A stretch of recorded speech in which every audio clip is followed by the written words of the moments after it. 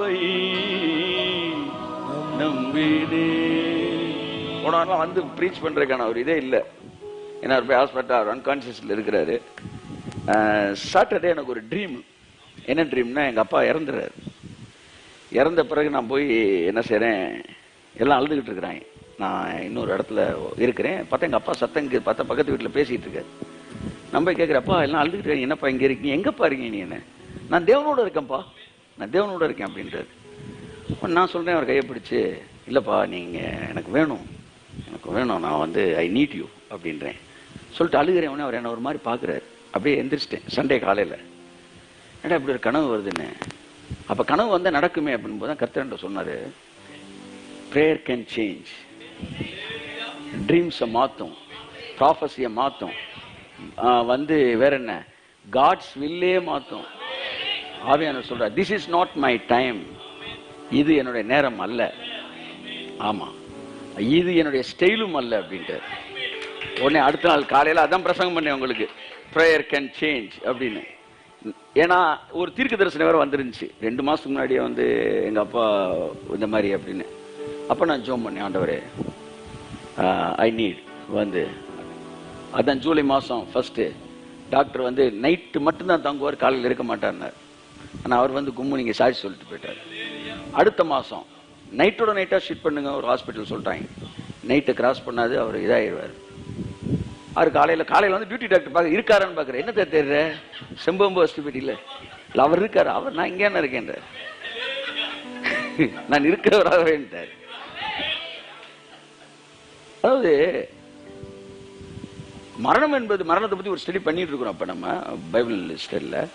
அதாவது மரணம் என்பது it is not connected with age. Doctors அப்படி தான் பார்ப்போம். ஆனால் நமக்கு அது கிடையாது. மரணம் வந்து நமக்கு வந்து இது வந்து it's matter of choice, it's matter of love. எப்போ போறதுன்ற வயசு நிர்ணயிக்க கூடாது, நீங்க நிர்ணயிக்கிறது. பைபிள் ரொம்ப தெளிவா இருக்கு சார், ரொம்ப தெளிவா இருக்கு. அதாவது A+ கிளாஸ்ன்றது என்னன்னா இம்மார்டாலிட்டி. A கிளாஸ்ல ஒரு மரணம் இருக்கு, அது இருக்கலாம் வேணும்னா. It's a choice. Immortality is not a law, it is a choice. நீங்கள் மரணமற்ற வாழ்க்கை வாழ வேண்டும் என்பது உங்களுடைய விருப்பம். நீங்கள் வாழ வேண்டும் என்றால் விரும்பலாம், வாழலாம். இல்லாவிட்டால் நீங்கள் மரிக்கலாம். ஆனால் மரிக்கும் போது A கிளாஸ்ல நீங்க மரிக்கணும். பைபிள் எப்படி மரிச்சான் ஆபிரகாம், எப்படி மரிச்சான் ஈசாக்கு, எப்படி மரிச்சான் யாக்கோபு, அத்தனை பேரும் கூப்பிட்டான், ஒவ்வொருத்தரையும் ஆசீர்வதிச்சான். எல்லாம் நல்லா இருங்கப்பா, அப்ப நான் கிளம்புறேன் அப்படின்னு சொல்லிட்டு தொழுது கொண்டு செத்தான். மரணம் என்பது அன்கான்சியஸ்ல போய் சாகிறது இல்ல, குட் பை சொல்லிட்டு போறது. That's what A class death. நான் அதை விரும்புறேன். நான் சொல்றேன், எங்க அப்பா அடுத்த வாரம் கூட சாகட்டும், ஆனா அவர் அன்கான்சியஸ் சாகக்கூடாது, வியாதியில சாகக்கூடாது. எங்களை கூப்பிட்டு உட்கார வச்சு எங்கள்கிட்ட பேசணும் ஆண்டவரே. புதன்கிழமைக்குள்ள சண்டே டு டியூஸ்டே வென்ஸ்டே 3 நாளைக்குள்ள ரொம்ப மோசமாயிருச்சு. ஒரு ஹாஸ்பிட்டல் சொல்லிட்டாங்க, எங்க ஹாஸ்பிட்டலில் டெத்தே நடந்ததில்லை, ஆமா நல்லா படிக்கிற ஸ்டூடெண்ட் மட்டும்தான் நாங்கள் எடுத்துக்குவோம், படிக்காதவனை படிக்க வைக்கிறதுக்கு எங்க ஸ்கூல் கிடையாது, படிச்சவனை மட்டும் கூப்பிட்டு உட்கார வச்சுக்கிட்டு 100 மார்க் எடுக்கிறது எங்க ஸ்கூல், தயவு செய்து நீங்க எடுத்துட்டு போயிருங்கட்டாங்க. இல்லைங்க, இல்லை கொண்டு போயிருங்க, வீட்டில் எல்லாம் வீட்டுக்கு கூட்டு போயிருவோம்டா, முடிஞ்சுடான். நான் சொன்னேன், this is not God's time. அவர் எந்திரிச்சு உட்காந்து பேசிட்டு எல்லாம் போகும். புதன்கிழமை நைட்டு போய் ஐசியூல சேர்த்துட்டு புதன்கிழமை இங்கே நம்ம பைபிள் ஸ்டடி பேசிட்டு இருக்கிறோம். இங்கே நம்ம வொர்ஷிப் பண்ணிக்கிட்டு இருக்கிற டைம் அவர் கான்சியஸ்குள்ள வந்துட்டாரு. காலையில் எந்திரிச்சு பாலை குடிச்சாரு, ஆமென். அப்புறம் கஞ்சி குடிச்சாரு. வியாழன் ஆச்சு, வெள்ளி ஆயிடுச்சு, என்ன ஒரே சத்தம்ன்றாரு. அப்பா இயல்பு நிலைக்கு திரும்பிட்டாரு. புள்ளக்கு நர்ஸெல்லாம் சவுண்ட் கொடுக்க ஆரம்பிச்சிட்டாரு. அப்பா இயல்பு நிலைக்கு திரும்பிட்டார். ஏண்டா ஒருத்தன் வந்து பாக்குற இல்லையாடா, அப்பா ரைட் பொசிஷனுக்கு வந்துட்டார்.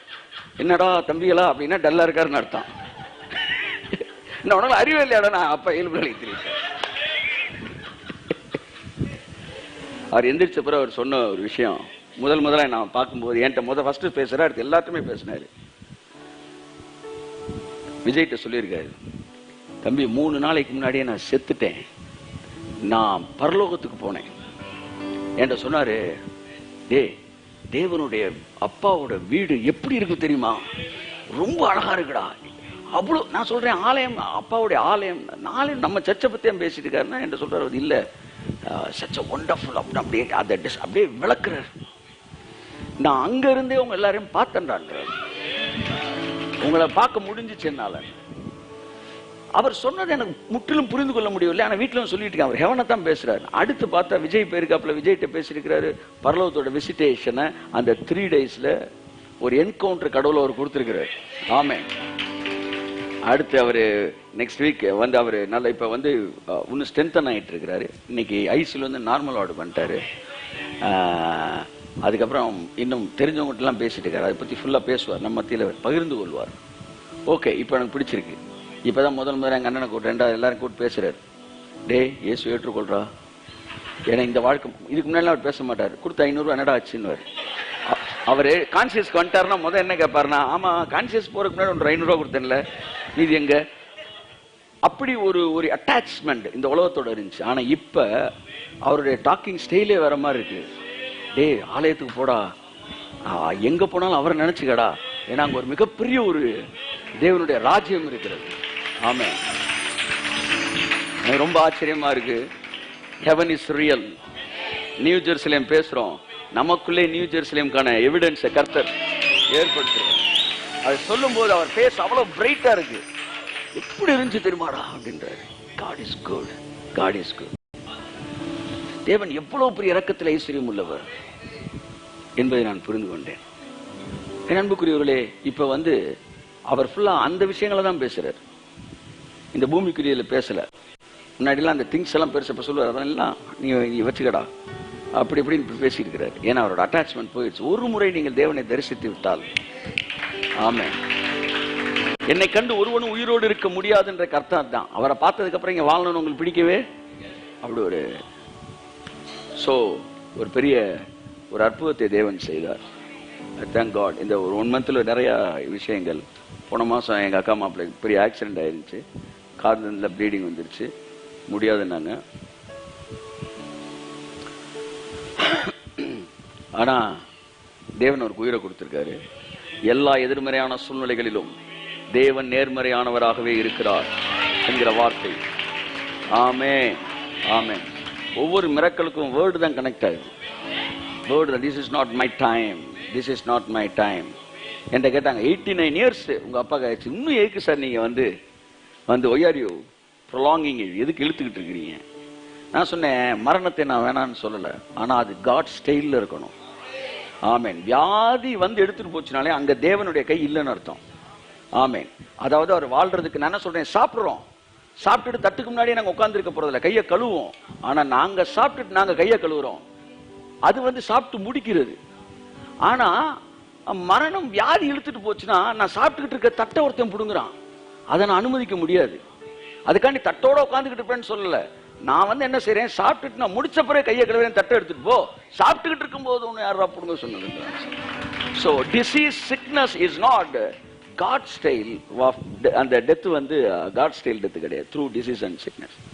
சரி, நண்புக்குரியவர்களே, நீங்கள் அப்படியே இருங்க, வெறுங்கள். ஆமா, எதை வெறுக்கணும்? வியாதியின் மூலமாய் வருகிற மரணத்தை எடுத்துக்கொள். இல்ல சாகருக்கு ஏதாச்சும் ஒரு வியாதி வேணும், யார் சொன்னது? யார் சொன்னது? பைபிள்ல செத்தவன்லாம் வியாதியில செத்து இருக்கிறான். கோளின் முனையில் தொழுது கொண்டு செத்தானே ஆபிரகா, இது யாக்கோபு, வியாதி வந்தா செத்தான். ஈசாக்கு வியாதி வந்தா செத்தான். மோசே வியாதி வந்தா செத்தான். அப்புறம் யார் சார் சொன்னது நீங்கள் நான் வியாதி வந்து சாகணும்னு? கையை தட்டுங்க சார், எல்லாரையும் கூப்பிடுங்க, பிளஸ் பண்ணுங்க, செட்டில் பண்ணுங்க, ஃபைனலா ஒரு மெசேஜை கொடுங்க, மேட்டர் முடியுங்க. That's what God style. A class death, anyhow B class death நடந்திருக்கு. முந்தைய நாட்கள் வேறு, அந்த நாட்களின் வெளிப்பாடுகள் வேறு. இந்த சத்தியத்தை நீங்கள் அறிந்து கொண்ட நாள் முதல் அது உங்களுக்கு வேலை செய்யும். அறிந்து கொண்ட நாள் முதல் உங்களுக்கு வேலை செய்யும்.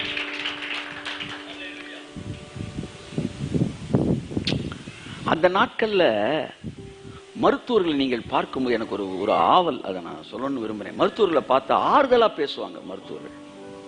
இன்றைக்கும் சில மருத்துவர்கள் இருக்கிறார்கள், அவர்களுக்காக தேவனை ஸ்தோத்தரிக்கிறேன். எனக்கு தெரிந்த பழகின அநேகர் இருக்கிறார்கள். ஆனா பெரும்பான்மையானவர்கள் எதிர்மறையாக மட்டும்தான். அந்த காலத்துல ஒருத்தனுக்கு பெரிய வியாதி வந்தா வியாதிப்பட்டவன்கிட்ட கூட என்ன செய்ய மாட்டாங்க, சொல்ல மாட்டாங்க, கொஞ்சம் வெளியே இருக்குன்னு சொல்லி மற்றவன்கிட்ட தான் பேசுவாங்க. ஆனா இப்ப வியாதி வர்றதுக்கு முன்னாடி உங்களுக்கு வந்துருங்கன்றாங்க. The total profession, it is moving by making others fear. பயமுறுத்துதெல்லாம் போகுது. ஏன் ஒருத்தர் இவ்வளவு வந்து 48 hours இப்படியே இருந்தாருன்னா ஓகேங்க அப்படின்னு சொல்ற விஷயத்த 40 hours கழிச்சு தான் 48 hours கழிச்சு தான் சொல்ல முடியும். ரெண்டுமே ஒரே அர்த்தம் தான்.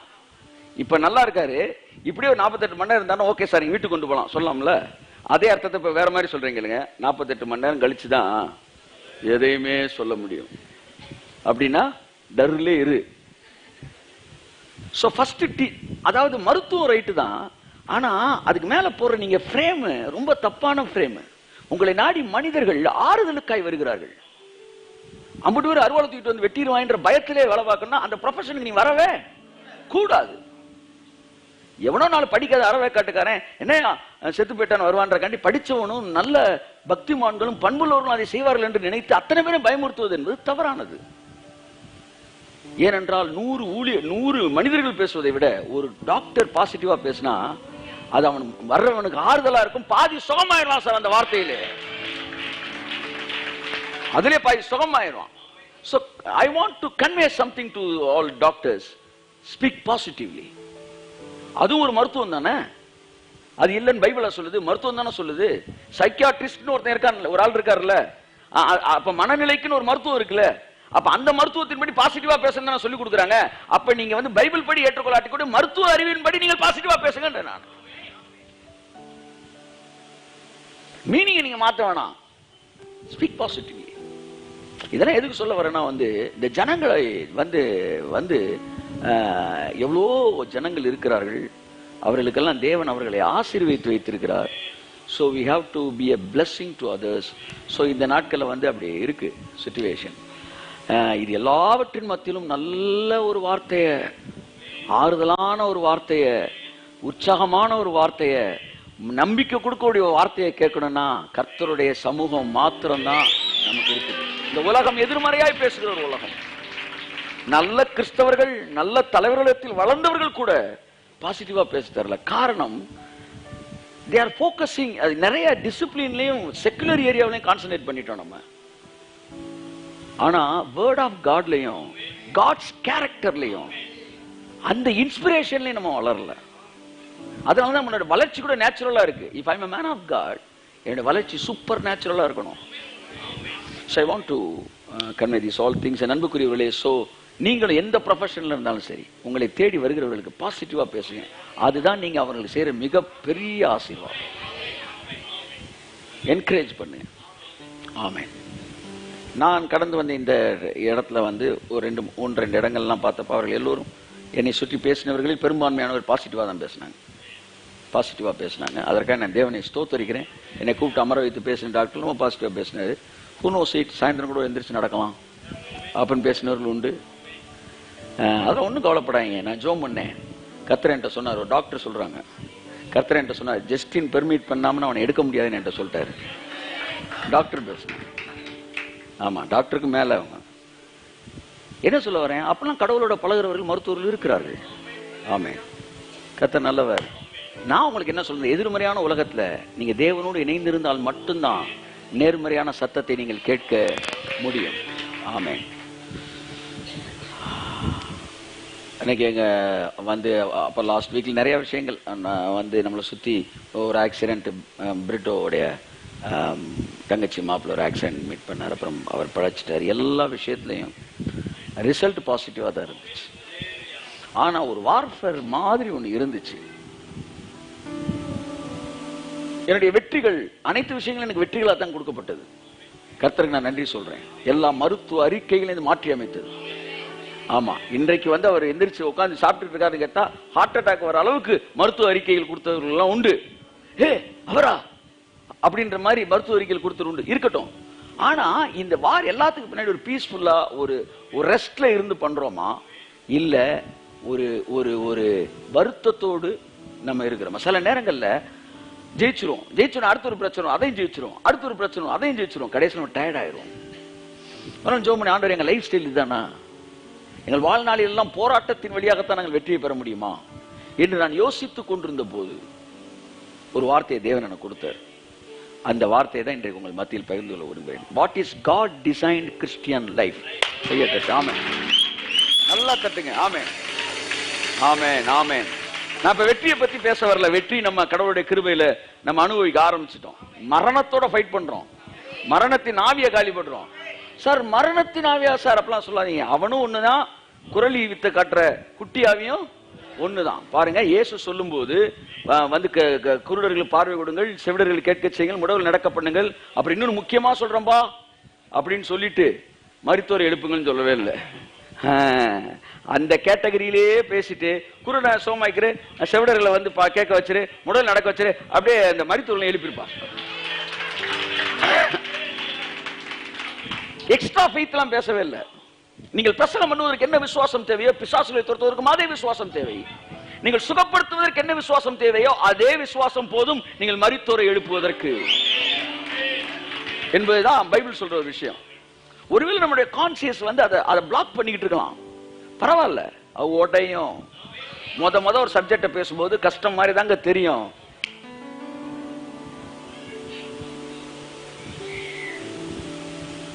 Everything is hard until it becomes easy. எதுவுமே கஷ்டம் தான் ஈஸி ஆகிற வரைக்கும். கைத்தட்டு. ஆனா எழுதுற கஷ்டம் தானே.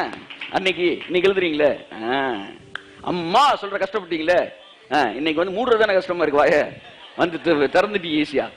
அப்ப எல்லாமே அன்னைக்கு கஷ்டமா இருந்துச்சு, பழகின பிறகு ஈஸி ஆயிருச்சு. இன்னைக்கு மரித்தோர் எழுப்பது கஷ்டமா இருக்கலாம், நாளை அது ஈஸியான ஒரு விஷயமா இருக்கும். ஆமென்.